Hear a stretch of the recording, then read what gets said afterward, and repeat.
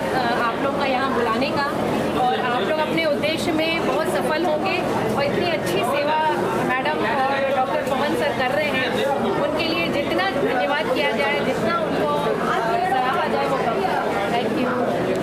DP बनाइए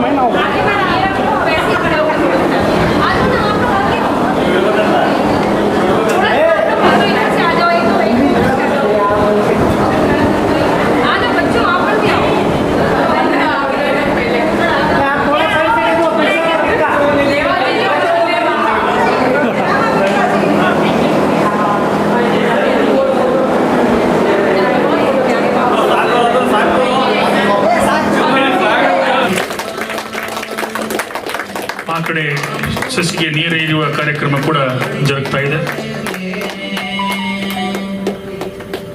ಜೋಗದ ಸಿರಿ ಬೆಳಕಿನಲ್ಲಿ, ತುಂಗೆಯ ತೆನೆ ಬಳುಕಿನಲ್ಲಿ, ಸಹ್ಯಾದ್ರಿಯ ಲೋಹದದಿರ ಉತ್ತುಂಗದ ನಿಲುಕಿನಲ್ಲಿ, ನಿತ್ಯ ಹರಿದ್ವರ್ಣವನದ ತೇಗ ಗಂಧ ತರುಗಳಲ್ಲಿ ನಿತ್ಯೋತ್ಸವ ತಾಯಿ ನಿತ್ಯೋತ್ಸವ.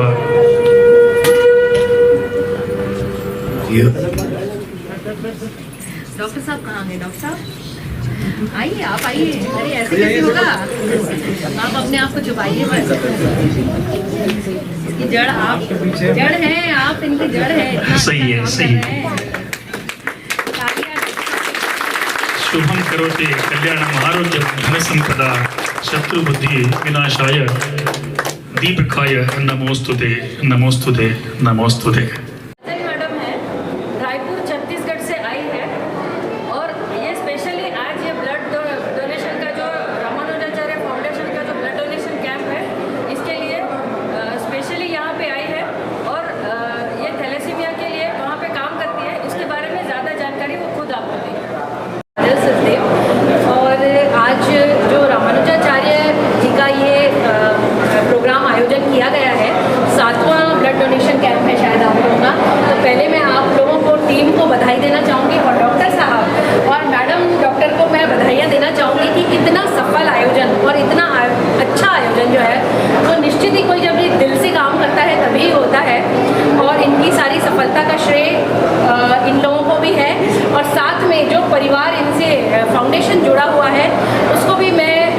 करूंगी कि उनकी ये एकता की वजह से आज इतना प्रोग्राम जो है बहुत अच्छे तरीके से जा रहा है।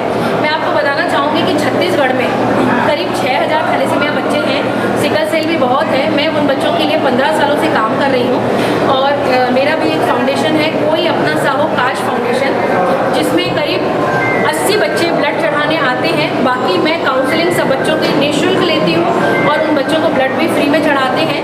106 बच्चों का बोन मैरो ट्रांसप्लांट हमारे तरफ से हुआ है, फाउंडेशन की तरफ से। और मैं आपको एक और अपना राज बताऊं, मेरा बेटा खुद का थैलेसीमिया मेजर 26 साल का है, जिसे 26 सालों से ब्लड चढ़ रहा है। मैंने देखा कि बच्चों को बहुत तकलीफ है, कई गरीब बच्चे हैं, किसी के ब्लड नहीं मिल रहा है, किसी को दवाइयाँ नहीं मिल रही है। तो मैंने अपने बच्चों के साथ साथ, अपने बेटे के साथ साथ उन बच्चों को भी अपना ही समझा, उनकी पीड़ा को कोई अपना सा हो फाउंडेशन के द्वारा करने की कोशिश की और आज हम लोग सफल रहे हैं। हमारे काफ़ी सारे बच्चे ठीक हो चुके हैं और मैं आज बहुत सारी ब्लेसिंग्स भी करती हूँ और बहुत सारी मेरी तरफ से आप लोगों को शुभकामनाएं भी हैं कि आप लोग भी आगे बढ़िए और समाज के लोग जितने यहाँ एक्कल या कर्नाटका के आसपास के लोग हैं वो बढ़ चढ़ के इनकी सेवा को अप्रिशिएट कीजिए, आगे बढ़िए और इनकी मदद कीजिए। धन्यवाद। Thank you. माहेश्वरी समाज से है या जैन समाज से है या जो भी यहाँ पर डॉक्टर हैं, डॉक्टर पवन सर हैं और रश्मि मैडम हैं, उनका मैं अभिवादन करती हूँ। और आज मुझे यहाँ पर मतलब मैं वैसे ही उत्साह से भरी रहती हूँ, लेकिन मेरा उत्साह दुगना हो गया है। अब ब्लड जाके चेक करा लूँ, शायद 9 हीमोग्लोबिन, क्योंकि मैं थैलेसीमिया माइनर हूँ तो मेरा हीमोग्लोबिन जो है वो 9 रहता है। मुझे लगता है आज तो 12 हो गया होगा, क्योंकि मैं इतने पॉजिटिव लोगों के बीच में आ गई हूँ। मुझे बहुत खुशी हो रही है, सच में मुझे ऐसा नहीं लग रहा है कि मैं आपसे नहीं मिली हूँ पहले। पता नहीं कौन से जन्म का नाता है आप लोगों से।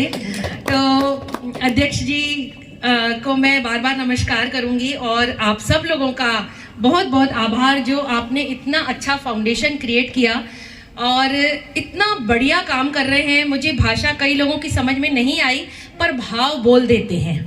जो बच्चों ने बताया जिनके ट्रांसप्लांट हुए हैं, तो उनकी सक्सेस स्टोरी मैंने सुचारा होता है। कभी मैं भी ऐसी थी। मैं अपनी स्टोरी आप लोग को संक्षिप्त में सुनाऊंगी। मेरा बेटा 26 साल का है, आज थैलेसीमिया मेजर है। मेरे 3 बच्चे हैं। पहली मेरी बिटिया 28 साल की है और बेटा 26 साल का, जिसको थैलेसीमिया बटोल पता ही नहीं था कि कुछ प्रॉब्लम होगी। तो जैसे दूसरा बच्चा हुआ तो बाद में वो 5 महीने का हुआ, तब 5 महीने में ये प्रॉब्लम दिखती है, बाहर आती है और पता चलता है कि हमारा जो बच्चा है उसका जिंदगी का सफ़र जो है वो खून से ही बंध के चलेगा। तो ये लाइफ की स्टोरी मेरी चालू हुई और आपस में इन बच्चों का HLA मेरी फैमिली का और इन बच्चों का मैच नहीं हुआ। मुझे US UK के डॉक्टरों ने बोला कि और कुछ भी इलाज नहीं है, आप तीसरा बच्चा पैदा करो। तब मैं सीजर ऑपरेशन वाली थी, हुआ तब चलन था, फुल मैच बोन मैरो होता था, तब जाके बच्चे का ट्रांसप्लांट होता था। मेरी फैमिली में मेरा मैच ही नहीं हुआ बोन मैरो, तो ऐसे ही रह गया मेरा बच्चा और 14 साल का हुआ। उसको इन 14 सालों में मैंने बहुत दुख भरा सफ़र देखा। परिवार वाले मेरे साथ थे। आप जैसे आप लोग का परिवार दिख रहा है वैसे ही मेरा परिवार है, तो उन्होंने मेरी बहुत मदद की, सपोर्ट की, पर नहीं मिटा सके, तो मेरे दर्द को नहीं मिटा सके। 14 साल का मेरा बच्चा हुआ, फिर उसके बाद भी उसके ट्रांसप्लांट की मैं कोशिश करती रही, मगर अमेरिका के डोनर ने मना कर दिया, नहीं दिया। अमेरिका तक मैं गई, वहाँ से भी मैं विफल होके आई। मुझसे कोई पूछता था कि तुम काजल कब जा रही हो बोन मैरो ट्रांसप्लांट कराने, तो मैं रो देती थी कि क्या जवाब दूं। मेरे मतलब घर में इतना उत्साह था कि बोन मैरो ट्रांसप्लांट कराएंगे, हमारा बच्चा ठीक हो जाएगा, पर वो भी नहीं हुआ। उसके बाद से उसकी उम्र निकल गई। 15-16 साल के बाद जो था वो क्राइटेरिया में फिट नहीं बैठ रहा था। मैंने अपने बच्चे की परवरिश की, उसको दिल्ली बॉम्बे ले जाकर। मेरा पति ने भरपूर मेरा सहयोग किया, परिवार ने सहयोग किया। दिल्ली बॉम्बे जाती थी, बड़े शहरों में जाके दिखाया अपने बच्चे को, सारा ट्रीटमेंट लेती थी। लेकिन मैं छत्तीसगढ़ की व्यवस्था देखती थी कि वहाँ पर बच्चों को न ब्लड मिल रहा है और न ही उनको दवाइयाँ ठीक से मिल रही हैं और न ही उनके पास पैसे होते थे, लाइन में लगे रहते थे। 2 दिन पहले जिस बच्चे को देखा, बाद में पता चलता था कि उस बच्चे की डेथ हो गई। मुझे बहुत दुख होता था। साधनों के अभाव में बच्चा चला गया। हम क्या नहीं कर सकते अपनी सोच से। तो बहुत मेहनत मैं करने लगी। धीरे धीरे मोबाइल आता गया और लोग जुड़ते गए मुझसे, और इस तरह कोरोना में मैंने अपना सेंटर डाला। अपना सेंटर इसलिए डाला क्यों, और उसका नाम रखा कोई अपना सा हो, काश फाउंडेशन। काश का मतलब KASH, कोई अपना सा हो।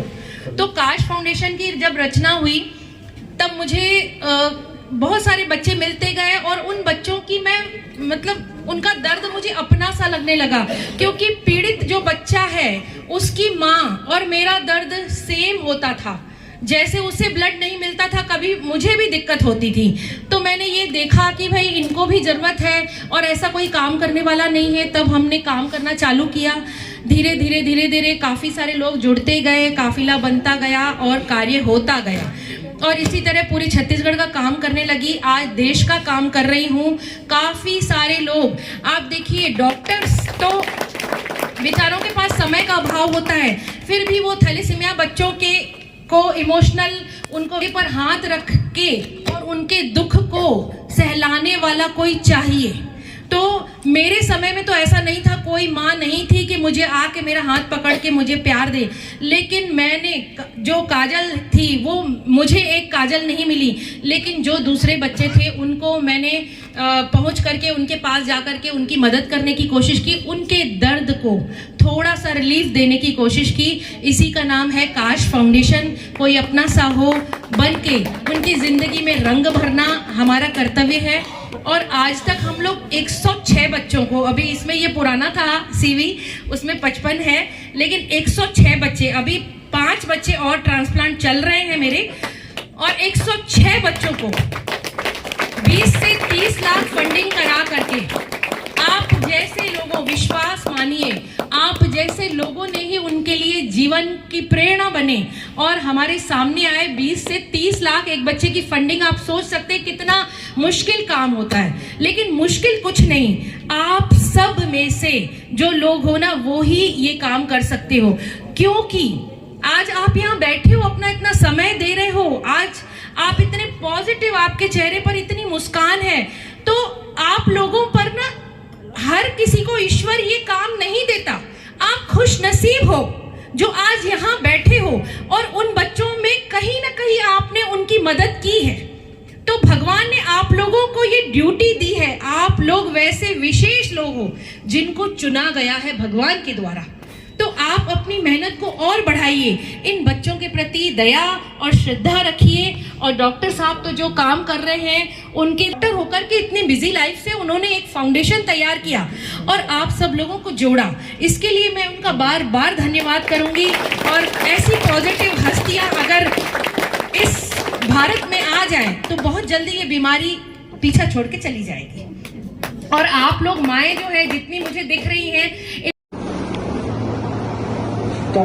ಎಲ್ಲರಿಗೂ Shri Ramanujacharya foundation Banashankari blood bank ಹಾಗೂ ಎಲ್ಲ ಸಂಘ ಸಂಸ್ಥೆಯೊಂದಿಗೆ ಇವತ್ತಿನ ಈ 7ನೇ ಸ್ವಯಂ ಪ್ರೇರಿತ ರಕ್ತದಾನ ಶಿಬಿರದಲ್ಲಿ ಭಾಗವಹಿಸಿದ್ದಕ್ಕೆ ಅನಂತ ಧನ್ಯವಾದಗಳನ್ನು ಅರ್ಪಿಸುತ್ತೇನೆ।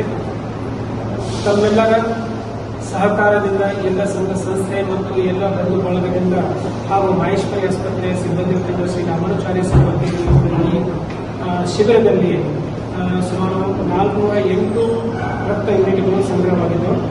ಅದಕ್ಕೆ ಈ ಶಿಬಿರ ಸಫಲಗೊಳ್ಳಲು ಮುಖ್ಯ ಸೂತ್ರಧಾರರು ತಾವೆಲ್ಲರೂ ಎಲ್ಲ ಸಂಘ ಸಂಸ್ಥೆಗಳಿಗೆ ಇನ್ನೊಮ್ಮೆ ಈ ಸಂಸ್ಥೆ ವತಿಯಿಂದ ಅನಂತ ಧನ್ಯವಾದಗಳನ್ನು ಅರ್ಪಿಸುತ್ತೇವೆ। ಇನ್ನೊಂದು ಮುಖ್ಯ ವಿಶೇಷ ಏನಂದ್ರೆ ಈ ಶಿಬಿರದಲ್ಲಿ 408 ಯೂನಿಟ್ ಗಳಿಕೆಗಳು, ಅದರಲ್ಲಿ 70 ಯೂನಿಟ್ಗಳು ಮಹಿಳೆಯರು ಅಂತ ಹೇಳಿಕೆ ಇದು ಕೂಡ ಒಂದು ಸಂತೋಷದ ಸಂಖ್ಯೆ। ಧನ್ಯವಾದ। ಈ ಒಳಗೆ ಸ್ವಯಂ ಪ್ರೇರಿತ ರಕ್ತದಾನ ಶಿಬಿರವನ್ನು ಯಶಸ್ವಿಗೊಳಿಸಿದ್ದ ಎಲ್ಲರಿಗೂ ನಮ್ಮ ಧನ್ಯವಾದಗಳು।